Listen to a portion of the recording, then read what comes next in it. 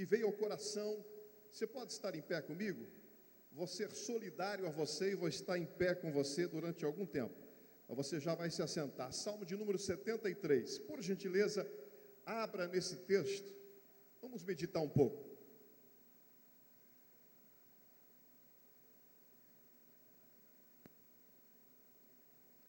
Salmo de número 73. Diz assim o texto sagrado: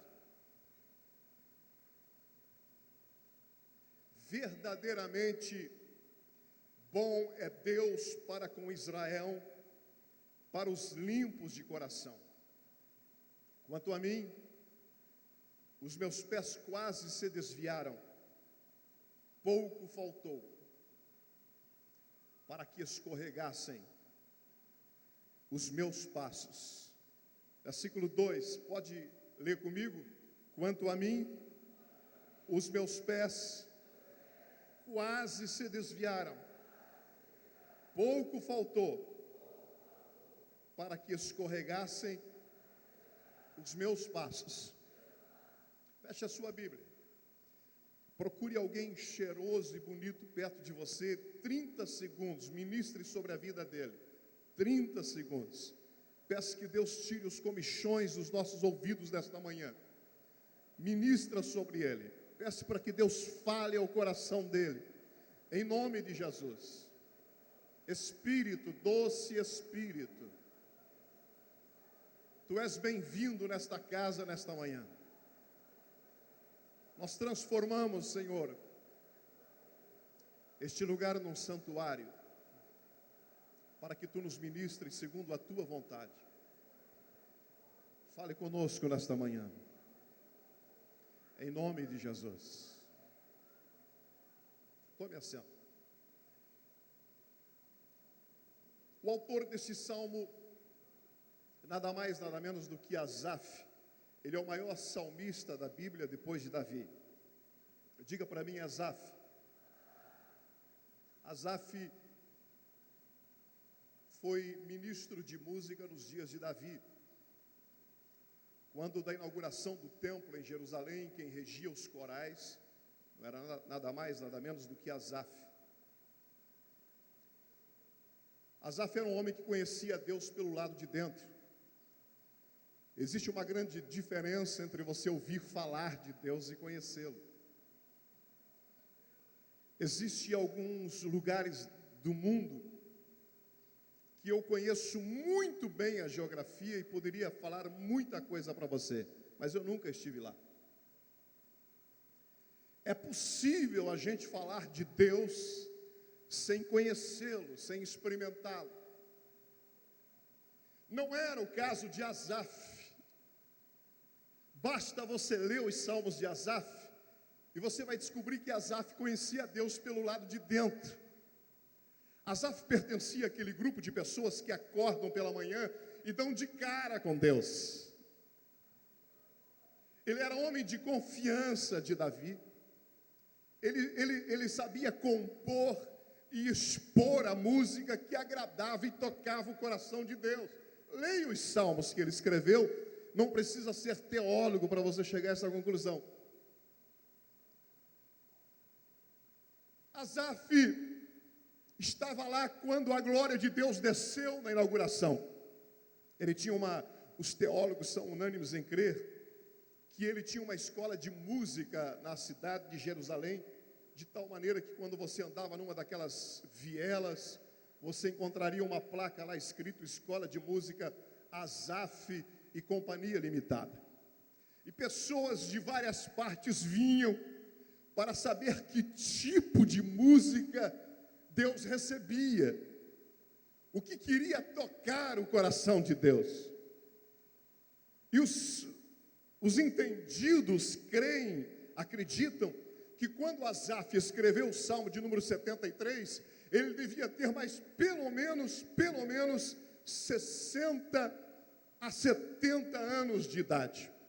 É um dos últimos salmos que ele escreve. Ele era levita. Ele começou a ministrar no templo como levita com a idade de 20 anos. Se nós aceitarmos, conjecturarmos nesta manhã que ele tinha 70 anos de idade, nós temos um homem com 50 anos de ministério. Asaf não era um neófito. Asaf não estava começando agora. Ele tinha uma vasta folha de serviço, invejável. E depois de 50 anos de ministério, ele tem a coragem de exteriorizar algo que estava dentro do seu coração. Nem sempre a gente tem coragem de colocar para fora aquilo que a gente sente. E Asaf exterioriza dizendo: olha, depois de 50 anos de ministro, depois de 70 anos de quadrangular, de assembleia, eu quase me desviei. E ele reitera isso dizendo: faltou pouco para que escorregassem os meus pés. Duas lições aqui. Primeiro, mesmo os homens mais firmes na fé podem enfrentar momentos terríveis de conflitos teológicos e filosóficos. Segunda, não coloque um salto alto achando que você é melhor do que os outros, porque você poderá ser surpreendido pela dúvida a qualquer momento. Os maiores homens de Deus já tiveram dúvidas, e Asaf teve as dele. E neste salmo ele coloca pelo menos 12 questões, nós vamos falar de uma ou duas, características que ele questiona a Deus, características que ele não entende e questiona a bondade e a soberania de Deus. Por exemplo, quando nós olhamos para este salmo, a gente vê Asaf questionando as razões da sua quase queda. Foram porque, em primeiro lugar, ele olha para o ímpio e ele compara a saúde do ímpio com a saúde do justo. O perfeito estado de saúde do homem mau. E ele vê gente, cabra safado, permita a minha expressão. Ele vê gente mulherengo, permita a minha expressão. Ele vê gente sem princípios. Ele vê gente blasfema, tendo saúde para dar e vender. Aí ele olha para alguns crentes lá da sua igreja, em Jerusalém, Assembleia de Deus em Jerusalém.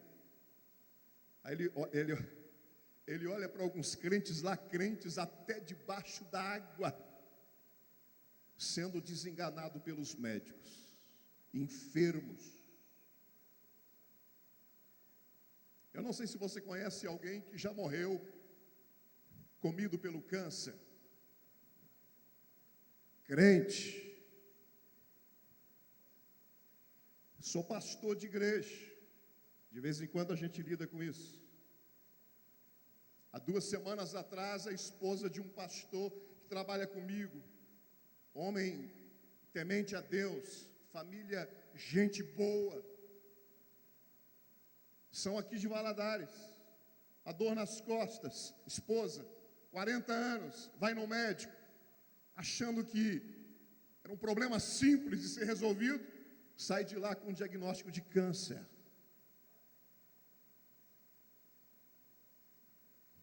E aí, Asaf começou a olhar esse contraste, como que pode ter gente crente, santa, temente a Deus, morrendo em cima da cama, às vezes não tem saúde nem para ir na igreja, e o ímpio usa da sua perfeição, do seu estado perfeito de saúde, para blasfemar contra Deus, para pecar. Que Deus bom é esse, que permite um servo seu morrer desse jeito? Conheci um homem piedoso, Mário Rosa, crente. Pensa no homem crente. Meu pastor disse: visite-o, está nos últimos dias. Subi até o 11º andar do hospital em Curitiba, minha cidade. Cidade mais bonita do Brasil, depois de Governador Valadares. É assim que eu tenho que falar na minha igreja, senão eu apanho. 11º andar. Eu pensei, meu Deus, o que eu digo para esse homem? 70 anos de obreiro. Que parte da Bíblia que eu vou ler para ele? Incubado, pelo menos com uma máscara melhor, uma máscara de oxigênio no seu rosto. Toquei na maca, ele acordou, ele me viu, e em vez de eu falar para ele, dali 2 dias ele morreu. Em vez de eu ministrar para ele, ele tirou a máscara e ministrou para mim. Soltou uma rajada de língua estranha dentro daquela UTI que faltou gente para ver. Aí Asaf olhou para quadros semelhantes a esse, e Asaf disse: ei, peraí, como pode? Um homem crente como Mário Rosa, cheio do Espírito, um homem que deu toda a sua vida pelo reino, morrer desenganado pelos médicos. E o ímpio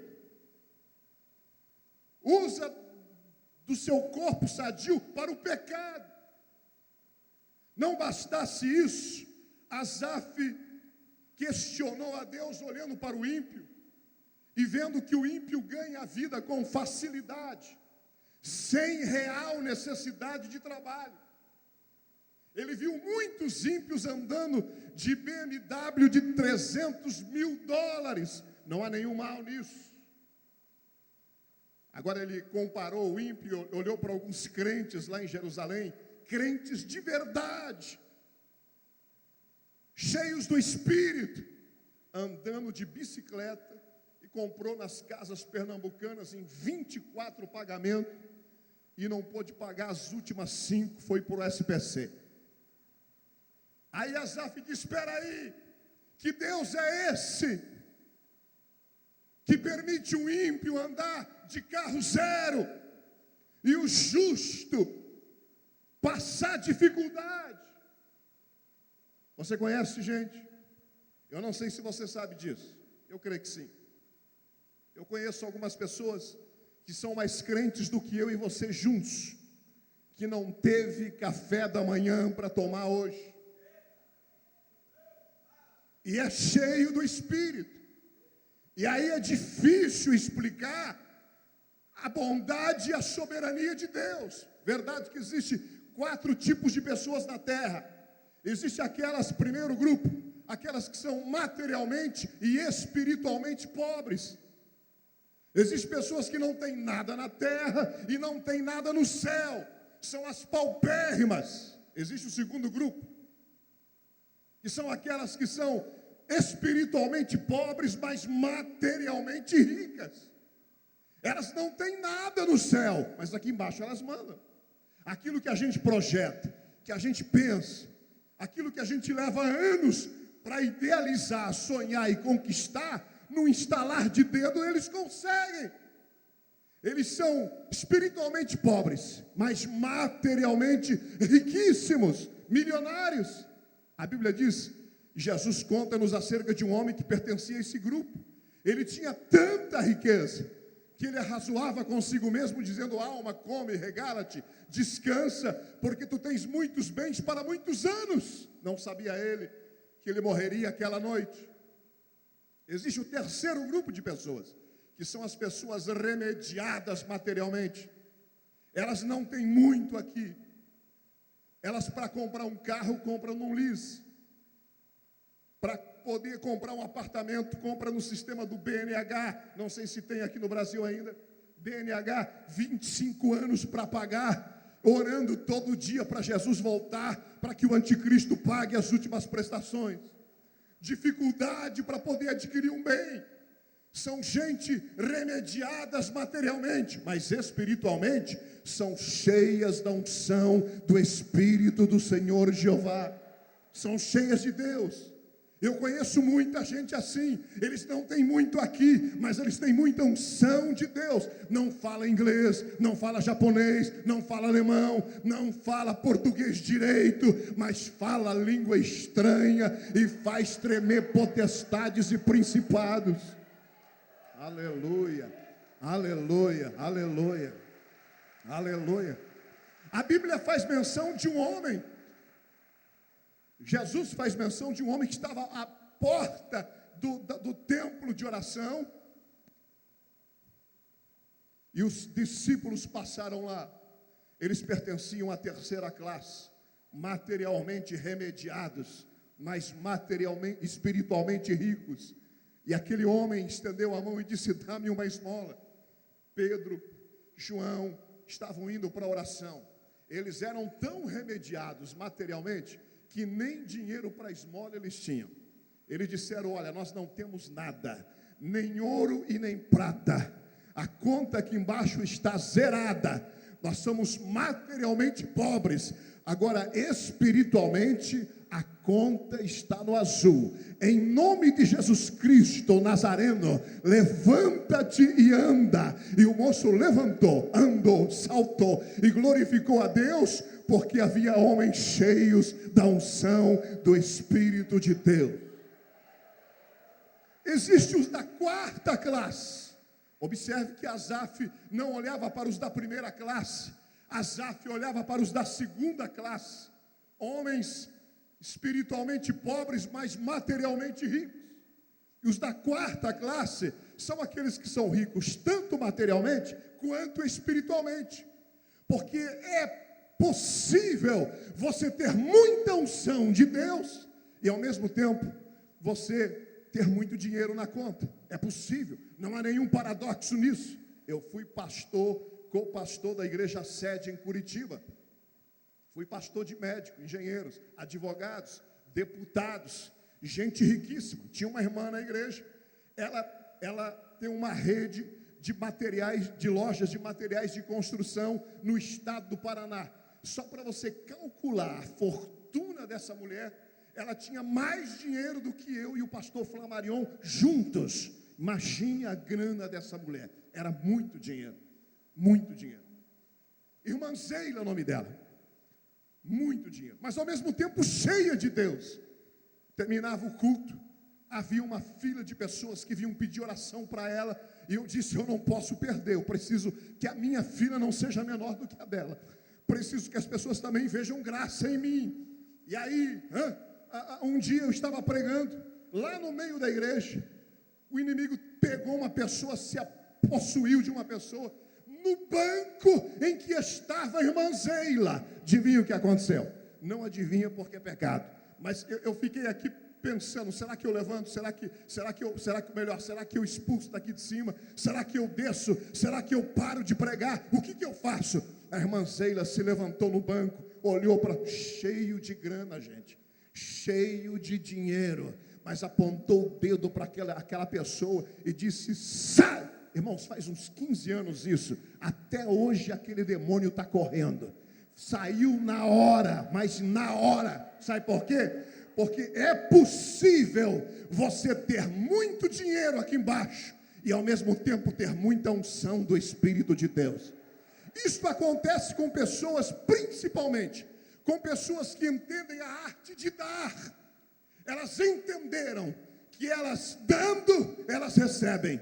Elas abençoando, elas são abençoadas, porque ninguém vence a Deus na arte de dar. Você dá 100, Deus coloca o dobro. Você dá 1000, Deus coloca 10. Você coloca 10, Deus coloca 100.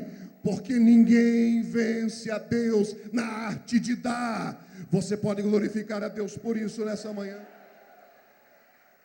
Quanto mais se dá, mais se tem. Escute. Eu gostaria que todos os irmãos que estão aqui nesse congresso Labaredas nesta manhã pertencessem ao quarto grupo. Pessoas materialmente e espiritualmente riquíssimas. Mas se não for possível, que bom, se fosse possível, que cada carro que tivesse ali fosse de milhares e milhares de dólares, que as nossas casas fossem as melhores das nossas cidades. Mas se isso não for possível, pelo amor de Deus, não abramos mão da terceira classe nesta manhã, remediados aqui, mas cheios da unção do Espírito de Deus. E deixa-me profetizar para você esta manhã, em pé e de olhos abertos. Deus tem muito mais para depositar na sua conta espiritual neste congresso Labaredas. Você vai sair daqui pingando azeite, cuspindo fogo. Deus tem mais para acrescentar você. Deus vai honrar a tua fé. Você que veio do norte e do sul, você que saiu da sua casa esta manhã, vai ser impactado nesse dia pela presença de Deus.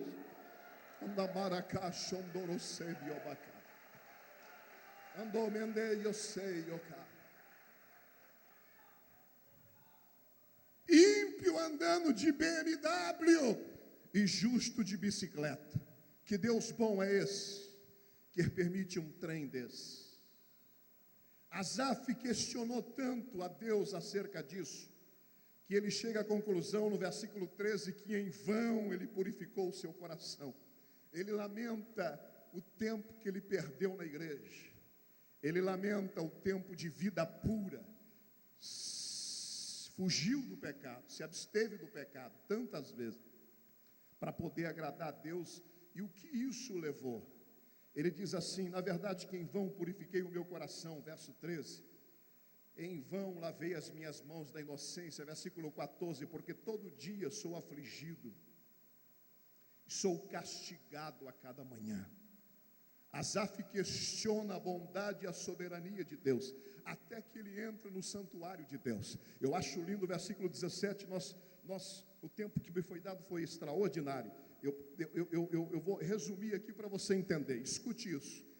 É possível a gente vir no templo e não entrar no santuário, porque o templo fala de forma física, santuário fala de forma espiritual. Às vezes a gente entra no templo, mas não entra no santuário. Sabe onde existem milagres? É no santuário de Deus. Sabe onde a gente vê a mão de Deus, a voz de Deus, a gente vê a unção de Deus? É quando a gente sai do templo e entra no santuário de Deus, na forma espiritual. É possível estar aqui e não estar cultuando a Deus. É possível estar aqui e estar longe. É possível estar aqui e entrar no santuário de Deus e dar de cara com Deus e receber uma palavra de Deus e uma orientação de Deus. Aquilo que você veio buscar esta manhã. Asaf entrou no santuário de Deus e lá Deus lhe abriu os olhos e ele viu algumas coisas extraordinárias. Primeiro, pelo menos 3 coisas Deus mostrou para Asaf.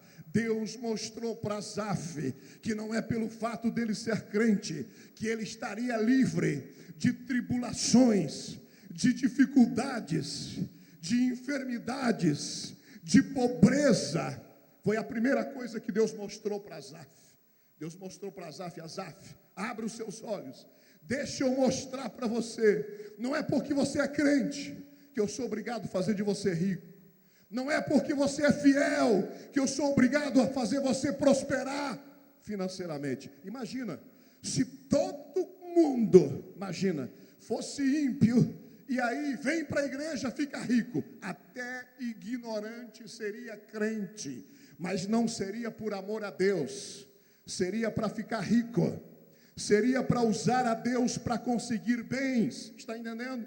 Está entendendo? Imagina, morava lá na vila mais pobre, aí de repente fica evangélico, se converte e vai morar no bairro mais nobre da cidade. Deus disse: não, Asaf, não é assim, não é assim. Você pode passar problemas, você poderá passar dificuldades, você poderá passar aflições. Há um propósito em tudo isso. Deus não está indiferente. Quem sabe o diabo esteja apostando neste desemprego, nesse momento difícil, nesta dor, nesse câncer, nessa aflição. O diabo apostou com Deus, permita-me a expressão, apostou com Deus que você blasfemaria, que você deixaria de honrá-lo, que você deixaria de vir à igreja, que você deixaria de cultuá-lo. Aí você perdeu o emprego, mas continua vindo na casa do Senhor. Aí você perdeu a saúde, se arrasta e vem para a ceia na casa de Deus. Aí você perdeu alguns bens, mas você não perdeu a fé. E se você perder tudo, mas não perder a comunhão com Deus, você não perdeu nada. Você não perdeu nada. Você não perdeu nada. Agora, se você tiver tudo e perder Deus, você perdeu tudo. perdeu tudo. A comunhão com Deus deve ser a nossa prioridade. Número 1, comunhão com Deus. Se você tiver comunhão esta manhã, você será dirigido pelos pastos verdes, pelas águas tranquilas.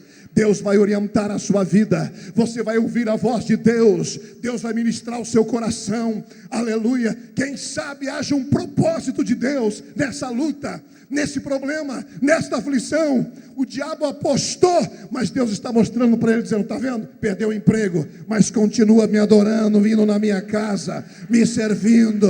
Aleluia. Aleluia. Eu sou mais importante para ele do que o emprego. Eu sou mais importante do que a saúde. Ele perdeu a saúde, mas não perdeu a fé. Deus mostra para Asaf, em segundo lugar, que a diferença é paz no meio das tribulações. Não é uma conta recheada, quem serve e quem não serve a Deus. Não é o carro que usa, não é a casa que mora, mas é paz no meio das dificuldades. Aleluia, aleluia. Deixo-vos a paz, a minha paz vos dou. Não a dou como o mundo a dá, não se turbe, nem se atemorize o vosso coração. Eu conheci uma mulher riquíssima, multimilionária, de uma grande empresa em Curitiba. Me levou até o seu apartamento. Eu fiquei abismado. Ela disse: não é o apartamento que é nosso, pastor, é o prédio. Meu marido é construtor. Nós temos muitos prédios em Curitiba. Deixa eu mostrar para o senhor, um pastor estava comigo. Deixa eu mostrar para o senhor, lá no quarto dela, uma sacada para a cidade de Curitiba extraordinária, linda. E ela abriu a gaveta ao lado da sua cama, e ela mostrou o tanto de comprimido que ela bebia, tomava, e coisas que ela precisava beber para poder dormir e tomar. Eu olhei para aquilo e ela disse: pastor, eu lhe trouxe aqui para lhe mostrar isso. Eu daria tudo o que eu tenho. Eu daria esse prédio inteiro. Eu daria tudo que a gente tem no banco, pastor, para poder ter paz dentro desta casa. Nós não temos paz aqui. Nós vivemos um inferno, pastor. Eu dependo de pílulas para poder dormir à noite. Aquela noite, eu fui para casa, e quem não conseguiu dormir aí fui eu. Mas não foi por falta de paz, foi por gratidão a Deus. Eu rolei na cama para lá e para cá. Eu disse: Deus, eu não tenho 0,1% do que aquela mulher tem, mas paz, Senhor. Há uma paz que invade a minha alma.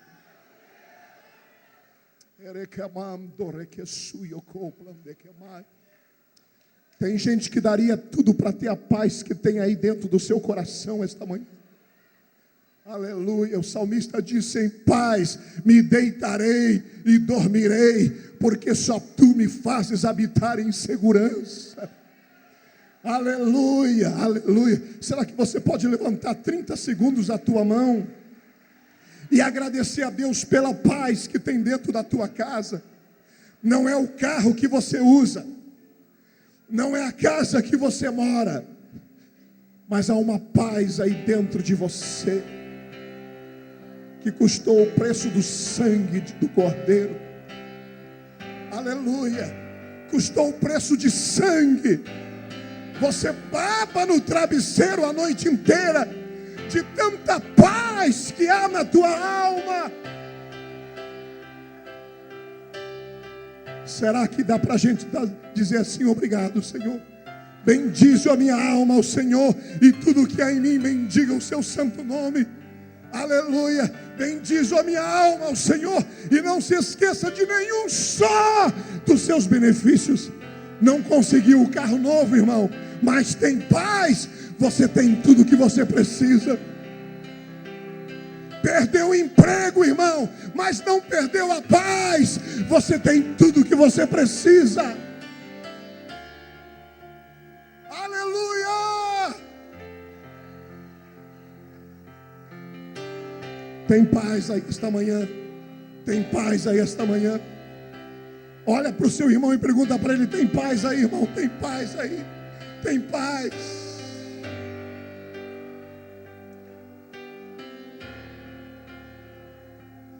Talvez você não saia com um carro novo desse congresso Labaredas, mas se você sair com um pouquinho mais de paz,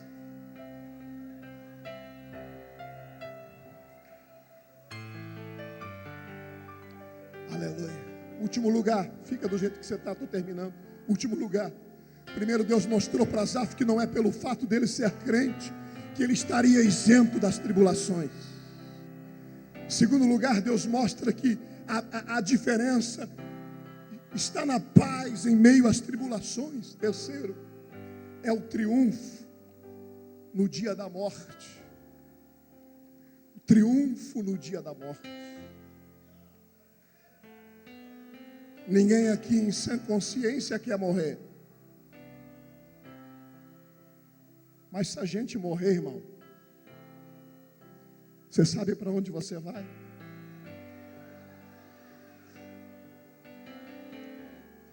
Paulo disse para mim: eu prefiro partir, porque partir para mim é estar com Cristo, e isto me seria muito melhor. Morte para o crente salvo. Morte para o crente salvo. Ele fecha os olhos aqui e ele abre os olhos na presença de Deus lá. A morte é só um veículo. É por isso que a gente não diz adeus para alguém que a gente está sepultando. Nunca mais nos veremos. A gente diz assim: amado. É claro que ele não ouve, mas para os que estão ali, para a nossa consciência, amado, até daqui a pouco nós estaremos juntos de novo por toda a eternidade.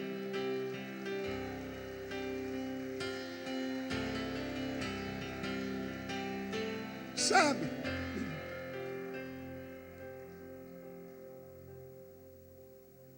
A diferença não está no carro que você usa. A diferença não está na casa que você mora. Você pode não ter uma Ferrari na sua garagem, mas se você tiver paz, se você tiver convicção de que vivendo ou morrendo você pertence a Deus, você tem tudo que você precisa para ser feliz. Que muita gente daria toda a riqueza que eles têm para ter o que você tem, o que você tem, o que você tem, o que você tem. Jesus não morreu na cruz, e Jesus não passou todo o sofrimento que passou para dar carro novo para você. Jesus não morreu na cruz para você morar numa mansão aqui na terra. Jesus passou tudo que ele passou, e ele disse: está consumado, para que o seu nome fosse escrito no livro da vida.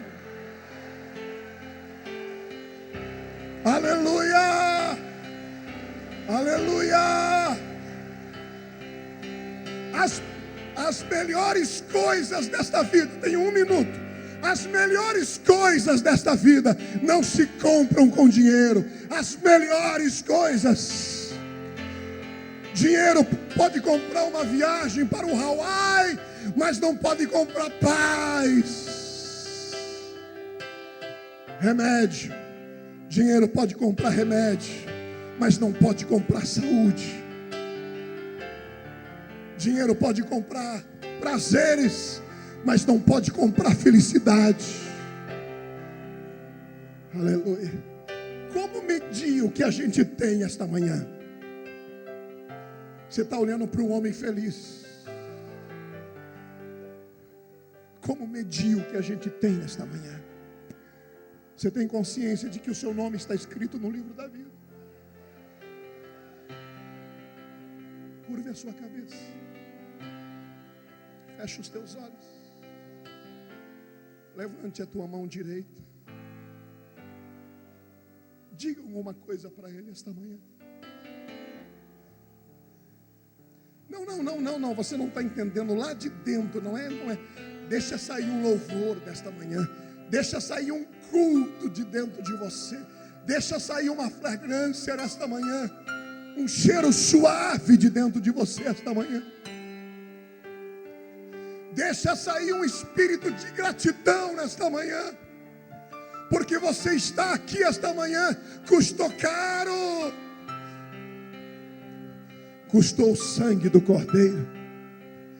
Vivendo ou morrendo, rico ou pobre, eu não abro mão do céu. Receba a minha adoração esta manhã, Senhor. Espírito Santo, passa em revista o teu exército aqui esta manhã e colhe de nós a nossa gratidão e o nosso louvor, o nosso culto.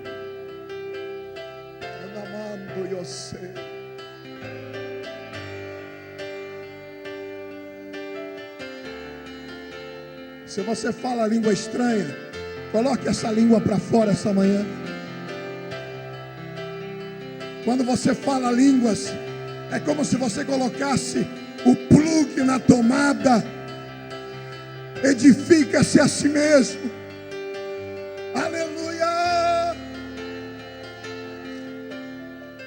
O melhor remédio para estresse é falar línguas. Ando que baque sob a cachorra camana. Domendo Yosebibio que bashure que manacai. Yandoribia se que plasto roba shoma. Aleluia!